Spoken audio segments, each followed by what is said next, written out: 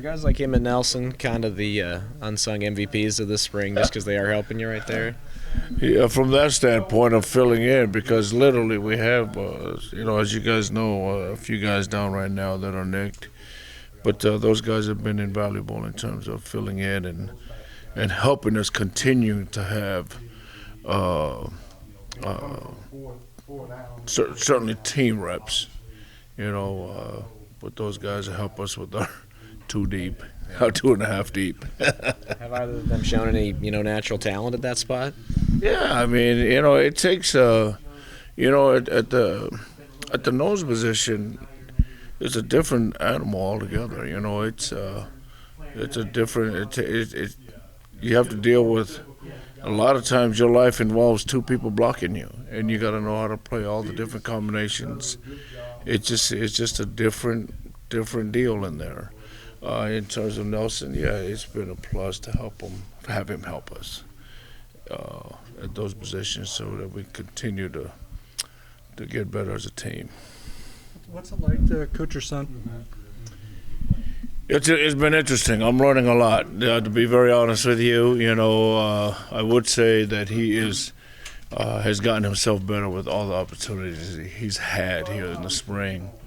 There's always a fine line between, coaching your son and players. But I think in our room, what's been really, really pleasing for me personally is just how the older guys, and it's not just Titus that they're looking over. They're looking over all our younger guys and developing and continuing our culture in our room. And I look to guys like Eli Huggins, Jalen Pickle, Robert Hentz. Those older guys have been amazing this spring and winter in terms of bringing those guys along. Sometimes there are things that a coach that has to come from a player. It's going to mean something different coming from a player than it will from a coach. But no doubt about it. It's different. I'm learning every day, but I'm glad he's here. Once he gets healthy, what's the next step for a guy like Eli? Well, first of all, it's an amazing blessing that he chose to come back for his 6th year.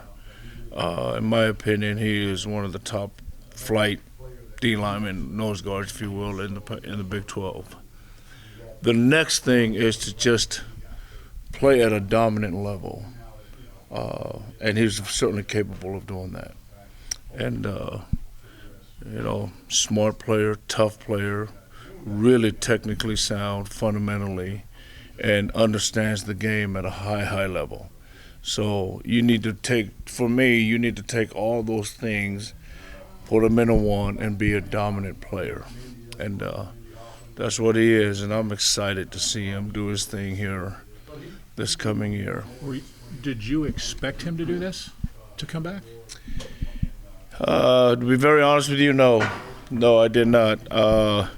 I had some inkling towards the end of the year, but I tell people all the time, he was our best recruit. He's better than any kid we could ever gotten in the transfer portal. I promise you that. And, when I say it was a blessing, it truly is that, because I honestly didn't know for sure if that was happening or not. But I started to feel that maybe he would towards the end of the season. And I think in his mind, in his heart, there's still things out there left for him to accomplish here at K-State.